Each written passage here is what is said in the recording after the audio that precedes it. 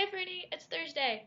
There's a lot I can talk to you about this week, like the Democratic debate a couple of days ago, or the various levels of crazy that have been going on at UCLA over the past couple of weeks, or the awesomeness of my latest round of classes, or just a number of other things I have a lot of feelings about, but it's midterm season.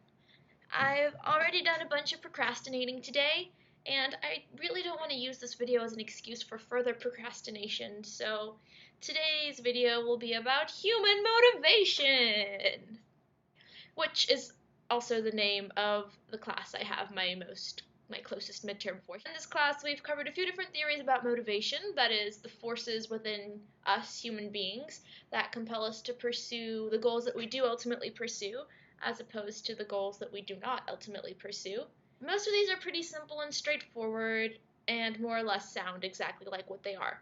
So the first theory that we learned about, for example, is called goal-setting theory, and the idea behind goal-setting theory is that setting specific difficult goals yield more positive outcomes than setting do your best goals.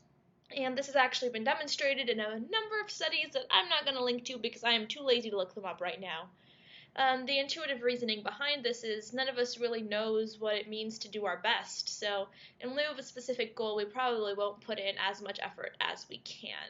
Studies have also found that slack goals, so goals that say you have this difficult goal, but you also have an emergency set of resources in case you can't meet the goal, or your big goal is to go to the gym 7 days a week, but your slack is you can also go 6 days if you're feeling sick one day or you're bogged down with studying for midterms, for example. That's a slack goal. Anyway, a bunch of studies have demonstrated that those are the best type of specific difficult goal to have. So it seems like a no-brainer, right?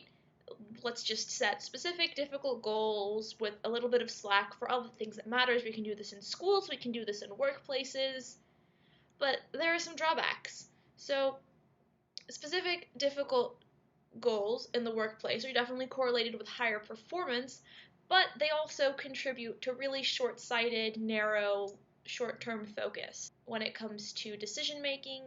And when meeting the goal is incentivized and work isn't super closely monitored, it can also lead to cheating, none of which are things that we want.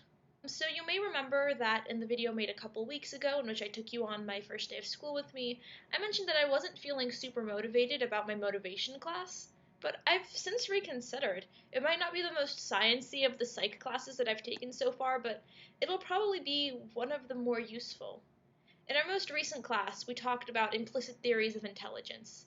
Most of us fall somewhere on the spectrum of believing intelligence or talent is fixed or innate, and believing that it comes from hard work and practice, or that it's learned. We know for a fact, because science, that both of these things are true to a certain extent. And in one study that looked at college students, it was observed that the students who believed that talent can be learned tended to improve over the course of the academic term, whereas students who believed that intelligence was more or less fixed, how they did on the first test was how they did. Their grades were fixed. So what this comes down to, Fernie, is that if we believe that we can become smarter, we actually can.